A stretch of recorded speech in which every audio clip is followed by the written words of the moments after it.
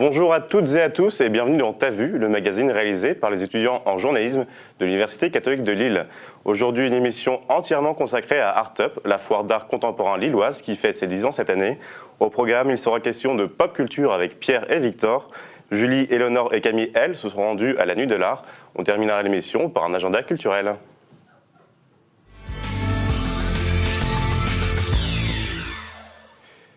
Mais tout de suite, direction le Grand Palais de Lille. Florian, Adrien et Marine qui ont été frappés par la présence du street art dans cette foire d'art contemporain. Spécial du T'as vu art contemporain, nous sommes ici au Lille Grand Palais pour la 10e édition d'Art Up. Première foire d'art contemporain en France en dehors de Paris. Elle réunit 100 galeries, près de 500 artistes et plus de 30 000 exposants. Un événement donc dont le thème de cette année interroge le lien entre architecture et art contemporain. L'art de rue y est présent bien sûr et son influence est forte. On a voulu en savoir un peu plus sur ce genre qui a su se faire une place ces 40 dernières années. On est avec monsieur Didier Vess. Bonjour monsieur Vess. Bonjour à vous. Vous êtes très heureux de vous accueillir. Merci, c'est gentil. Vous êtes le directeur d'Art Up. Comment est-ce qu'on organise un salon, une foire d'art contemporain aussi énorme? Parce que j'ai vu que c'était la plus importante hors Paris en France. Oui. Comment ça se passe en termes d'organisation? C'est un travail déjà depuis 10 ans. La foire elle est à sa 10e édition.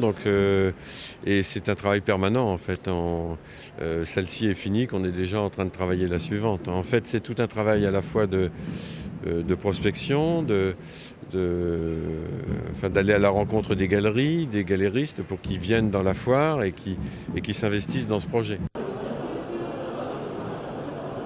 Alors l'art de rue, est-ce qu'il a toujours été considéré comme un art à part entière dans l'art contemporain? Non, pas du tout. Il est décalé, c'est-à-dire qu'en France, on a quelques années de retard. On commence depuis 2007, je pense, à penser que c'est un art majeur maintenant. Les artistes du street art sont des grands techniciens. Est-ce qu'il n'y a pas malgré tout un risque que l'art contemporain, en arrivant dans les musées et en étant reconnu, perde de sa substance? C'est vraiment un sujet très actuel, une question que se posent souvent les collectionneurs. Les vrais amoureux du street art pensent qu'effectivement, une fois qu'un artiste est passé en galerie, qu'on dit qu'il s'est installé en intérieur, qu'il est passé du mur à la toile, ça lui enlève tout son côté street art. C'est une manière de voir les choses. Je pense qu'il y a des artistes qui sont intéressants à voir dans la rue et qui arrivent aussi à exprimer toute leur créativité sur la toile. Est-ce que c'est une forme de trahison, on va dire, pour l'art de la rue? Je pense pas. C'est une évolution dans leur carrière. À un moment, ils peuvent plus s'exprimer à un public plus large en étant sur la toile qu'en étant dehors. Est-ce qu'au début du street art, il n'y avait pas une certaine forme de mépris envers le street art de la part de la sphère artistique plus traditionnelle, on va dire? Oui, mais c'est toujours comme ça. Dès qu'il y a... En fait, le mot mépris est un mot bien fort, mais c'est vrai que les artistes de street art c'est eux qui se mettaient en décalage par rapport aux autres. Ils ne voulaient pas être dans le domaine, dans le monde marchand en fait. Ce qui fait aussi leur force. Oui, mais en réalité, ils sont obligés de vivre et donc, comme je le disais tout à l'heure, à un moment donné, ils rentrent forcément dans le marché. On va faire une petite interview de Monsieur Chat, un street artiste français assez célèbre, dont la réputation a dépassé nos frontières. Comme beaucoup de street artistes, à l'image de Banksy par exemple, il veut conserver son anonymat, donc il va mettre un masque et on va pouvoir réaliser notre interview.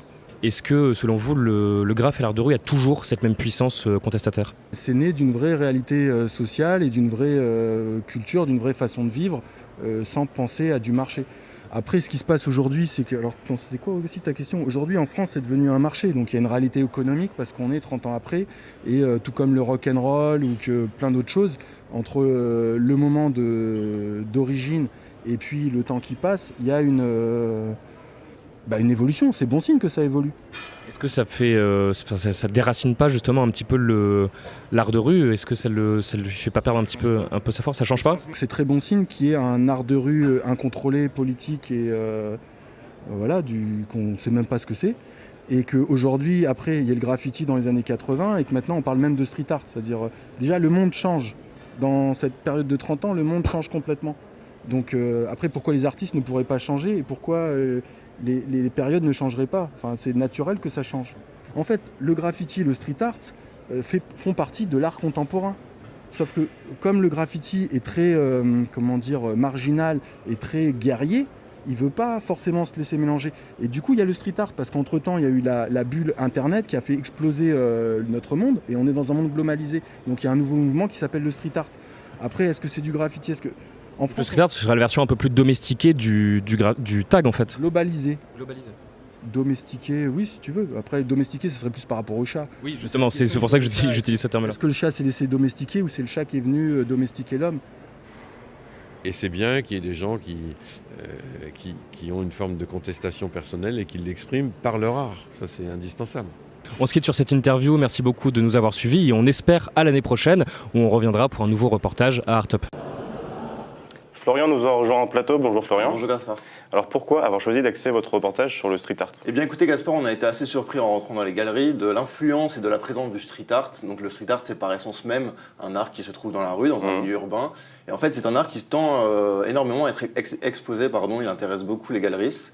Et donc on a voulu se poser cette petite question, est-ce que c'est pas un risque pour le street art d'être exposé, de perdre son côté contestataire? Et justement une question que vous avez posée à Monsieur Chat, qu'on a vu en fin de reportage. Une interview un petit peu musclée avec lui. Comment s'est passée cette rencontre? C'est un artiste mondialement connu, donc on avait beaucoup de respect pour lui, et c'était quelqu'un qui était très occupé. Effectivement, Adrien a essayé de poser cette question sur le côté contestataire, est-ce qu'il ne le perdait pas?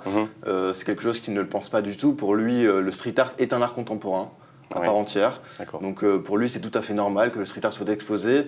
Concernant le risque de perdre ce côté un petit peu contestataire, pour lui, c'est justement l'inverse. Le fait d'être exposé, c'est un peu un doigt d'honneur, si je peux me permettre, à tout le côté un peu consensus artistique qui refusait le street art au début des années 2000. Oui, d'accord, ok. Voilà. Eh bien, merci Florian. Et un autre courant était présent sur cet événement, celui de la pop culture. Certains artistes s'inspirent des personnages fictifs, de notre enfance, tels que Mickey, Tintin ou encore Mario. Un reportage signé Pierre et Victor.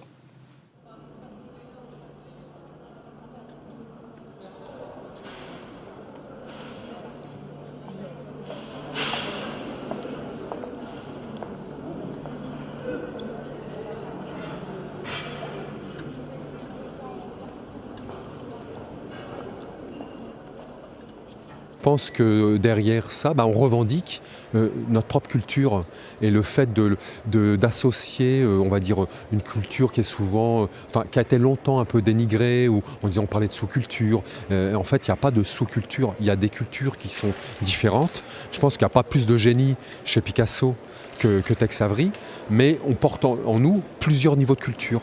Voilà, notre culture d'enfant, notre culture d'adulte, et tout ça, ça peut se revisiter, voilà, parce que tout le monde connaît Tintin, et ça parle à tout le monde. En fait, c'est multigénérationnel. Ça intéresse les jeunes comme ça intéresse les plus anciens.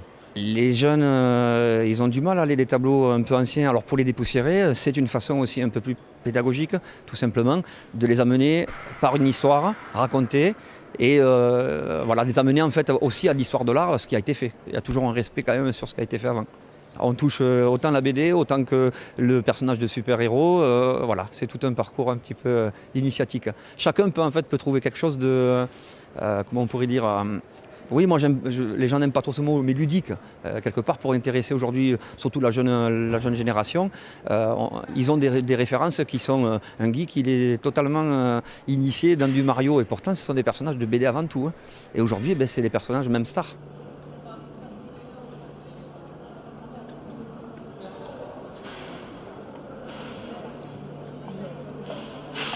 Le droit à l'image, il est le même pour tous, y compris les ayants droit d'Hergé, qui sont certes assez virulents quand il s'agit de défendre l'image de Tintin, ce qui est tout à fait louable, mais il manque parfois de discernement.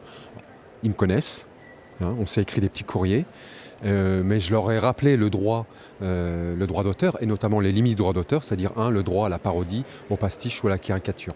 Aujourd'hui, si l'image de Tintin perdure aussi dans le temps, c'est aussi grâce à des artistes qui revisitons le personnage à notre façon, quoi. Au programme de la soirée du jeudi 2 mars, les galeries invitent leurs Bonjour Pierre. Bonjour Gaspard. Alors, quelle est l'œuvre qui vous a le plus marqué, vous, sur ce reportage-là? J'ai bien aimé l'artiste Denis. Il vient de Perpignan et comme on voit, il n'est pas le seul, mais il retranscrit des personnages cultes comme Super Mario, Titeuf dans ses œuvres et c'est plutôt sympa à voir. C'est un peu une façon aussi de vulgariser l'art quelque part, non? Oui, complètement. Que ce soit plus abordable aussi pour les plus jeunes. Oui, par exemple, moi je suis complètement novice dans l'art et c'est vrai que quand on passe à côté de certains tableaux, on reconnaît des personnages qu'on a pu voir dans des livres, dans des BD ou même dans des jeux vidéo. Forcément, ça interpelle le regard et du coup, on s'arrête devant la galerie et puis on prend le temps de discuter. Donc forcément, ça interpelle et ça permet surtout aux jeunes de s'intéresser à l'art, ce qui a été fait avant et ce qui se fait maintenant. D'accord. Et est-ce qu'il y a quelque part aussi un peu un message de l'engagement chez ces artistes-là Oui, il y en a déjà qui utilisent les objets du quotidien et des objets de consommation pour critiquer la société. On le voit dans le reportage, il y a par exemple un artiste qui utilise la marque de Coca-Cola par rapport à Pepsi et à l'affrontement qu'il y a par rapport à un match, c'est ça, Orangina, par rapport à un match de boxe de Mohamed Ali. Donc voilà. Et puis il y a aussi justement cet artiste de Perpignan, Denis. Il s'est engagé. Dans une de ses œuvres, il s'est un peu engagé politiquement puisqu'il prévoit les élections présidentielles de 2017. D'accord. Ça donne quoi ? Et ça donne justement Marine Le Pen grimée en Peggy la cochonne. Donc voilà, je vous laisse l'interprétation. D'accord, merci beaucoup Pierre. Et en fin de journée se tenait la Nuit de l'Art, l'occasion pour des artistes de réaliser des prestations en live. Julie, Camille et Eleanor ont justement rencontré l'un d'eux, Coolcore, un artiste américain de renom. Au programme de la soirée du jeudi 2 mars, les galeries invitent leurs artistes sur leur stand à effectuer des prestations artistiques en live. L'artiste Coolcore de la galerie Art Bunker Gallery a réalisé une toile en live devant un public médusé. De renommée internationale, ce pionnier du street art improvise naturellement des paysages imaginaires et labyrinthes oniriques grâce à sa parfaite maîtrise du marqueur. J'étais né à New York, au Bronx, et j'ai commencé le graffiti à 12 ans. Dans mon quartier, j'ai vu un fresque qui a été réalisé dans la rue et j'étais touché par ça et j'ai décidé après ça, je vais commencer aussi. C'est une représentation de la liberté, de mouvements qu'on peut retrouver dans la nature. On peut imaginer un courant d'air ou bien l'eau. Donc chaque ligne me guide vers la prochaine ligne. Et en fonction de ça, c'est l'œuvre qui me prend. C'est pas moi qui fais, c'est l'œuvre qui fait. La langue. Mais la langue, le fait qu'en Amérique c'est en anglais, ici c'est en France, en français. Mais on retrouve un peu les mêmes tendances, les mêmes artistes parce que le monde est petit maintenant avec le social media et l'Internet. On peut voir exactement qu'est-ce qui se passe à l'autre bout de le monde, à l'autre bout de la Terre. Donc, on retrouve plus ou moins la même chose partout. Je ne peux pas interpréter l'avenir. Il faut juste suivre. Il y a beaucoup d'artistes. Et comme chaque mouvement, il y a des cycles. Et c'est l'histoire qui va définir qui est important, qui est marqué en existence important et qui n'a pas fait. Donc il faut vraiment suivre et regarder. Si vous voulez justement suivre le travail en perpétuelle évolution de Coolcore, sa galerie ouvrira bientôt ses portes dans un lieu insolite, un bunker de la métropole lilloise, dans lequel elle expose ses œuvres et d'autres artistes d'art contemporain tels que Oupka, Just Cole et Timothy Arch. Et on retrouve Julie et Victor. Bonjour à tous les deux. Bonjour Gaspard. Alors tout d'abord, Julie, vous avez eu la chance de rencontrer un artiste assez renommé. Comment s'est passée cette rencontre ? Écoutez, Coolcore est un artiste très accessible. C'est vrai qu'il a quand même. C'est un artiste de renom, connu internationalement. Il vient des États-Unis. Il nous a parlé très simplement de son parcours, comment il a découvert le graffiti, donc comme il explique lui-même, à l'âge de 12 ans. D'accord. Et voilà, donc un artiste très abordable. abordable. D'accord. Et justement, sur cet événement, est-ce qu'il y avait beaucoup d'artistes internationaux qui étaient présents sur place? Il y en avait quelques-uns effectivement, donc de Belgique, des artistes néerlandais, allemands. Voilà, la majorité des artistes étaient quand même français, mais il y en avait quelques-uns qui venaient de l'étranger. C'était un peu difficile de communiquer avec eux. Notamment, je me rappelle, hier, on a essayé de discuter avec un artiste japonais. Malheureusement, il ne parlait pas du tout français et il n'y avait pas de traducteur. Donc, du coup, c'était difficile de parler d'eux avec leur art, etc. Enfin, c'était compliqué, la communication. Voilà. D'accord, merci Julie.